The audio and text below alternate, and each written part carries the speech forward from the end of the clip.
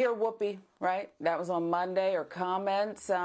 They have her in hot water this morning. She's now been suspended for 2 weeks. Whoopi Goldberg facing wide criticism, immediate criticism too, after saying the Holocaust was not about race. And so that's where we'll tee it up. Joining us now to talk about it here on Sharon's Table, my ladies, Brittney Cooper, Ameshia and Candace, Kelley. So ladies, Kim Godwin, the president of ABC News, suspended Whoopi. It happened late last night. This despite the apology online. She released something Whoopi Goldberg did that same day, Monday afternoon or evening, I believe, on Twitter. And then she said more on The View yesterday. I want to start with you, Brittney, about the punishment, because what I've read is that this was consulted at the highest level of ABC and the corporation, above Kim Godwin. Is this justified, too harsh? Give us the context. Look, I think that what Whoopi needed was a more sophisticated analysis. The Holocaust was absolutely awful. And certainly, given the rise of Nazism and white supremacy in our own context, it really behooves us to talk about race in proper ways. Now, I give a bit of side eye because to me, this was a lack of analysis. This wasn't an attempt to reduce the horrors that Jewish people went through. It wasn't an attempt to misunderstand. It is about the ways that race gets framed in the US context as really being an issue of blackness versus whiteness. And because of many of the people that many of us know are white Jewish people, sometimes I think folks struggle to understand the way in which Jewish identity is racialized in the context of the Holocaust. That's not the same thing as saying what happened to you didn't happen, what happened to you was not egregious, terrible, generation defining in terms of the levels of trauma. I didn't read Whoopi to be saying that.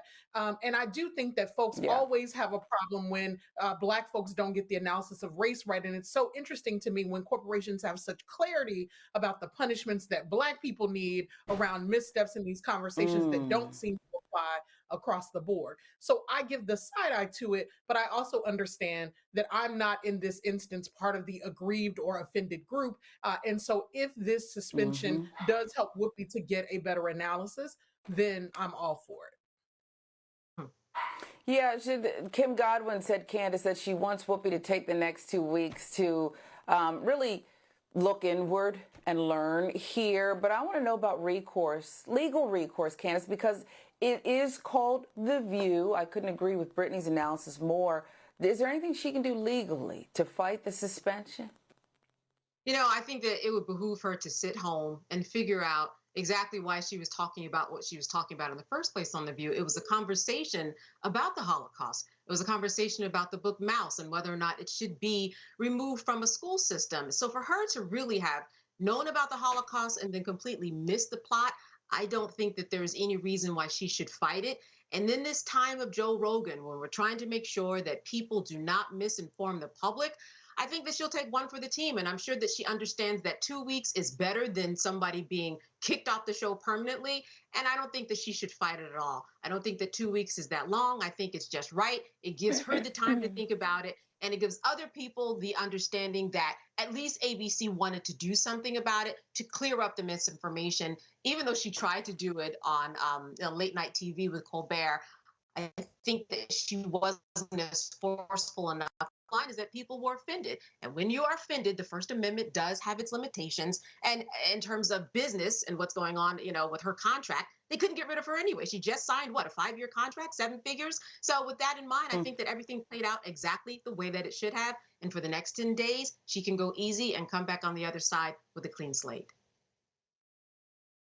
Well, but what if Ameshia, she wakes up and she takes a few salty pills this morning and doesn't appreciate the 2 weeks and thinks it's too long? Because, well, listen, you guys, there's plenty of broadcasters that are spreading misinformation. And Joe Rogan didn't just spread it on his podcast through the guests he had on about COVID. I mean, he said some things and had some funny comments about race that were offensive. So they're not suspended. I understand that that's a different platform and different owners and the like. And I'm not saying that she didn't make a mistake. It was absolutely, she was all over the place and didn't seem to understand history. She didn't seem to understand history or race. But Ameshia, is it a double standard? I put it like this because I think we know it's a double standard, but unpack more for us. No, it's definitely a double standard, but by no means do I want to cape for Whoopi right now. What she said was ahistorical. It was hurtful. I would hope that Americans know that Jewish is both a race and a religion, and that it is not helpful to play fast and loose with comments about the Holocaust, especially less than 24 hours after Holocaust Remembrance Day. So I think that there was a lot going on there that was quite problematic. With that being said, yes, Whoopi is taking a hit that white counterparts on conservative networks and on conservative platforms that are spewing literal neo-Nazi type information are not receiving that same type of ire. But because she's outside of that space, it can be expected that she wouldn't. When we talk about the original big three, ABC, CBS, NBC, when there has been anti-Semitic or just information that has been spewed that is hurtful towards the Jewish people, typically more than a suspension happens. She's actually been given a light hand here. In the majority of those cases, individuals are fired. So I think that what we're going to see here is her go back home. She's going to, learn from this. I think that yesterday's episode of The View was amazing in terms of her bringing on the president of the Anti-Defamation League, having a real conversation about the deep-rooted and problematic, oftentimes misgivings about the Holocaust and about the Jewish people. And quite frankly, I think that from the top down, that probably just was not enough. There were people calling for her firing. There was a very large lobby against not only what she said, but also against the network around not being able to corral this sooner. Again, this was more than 24 hours later.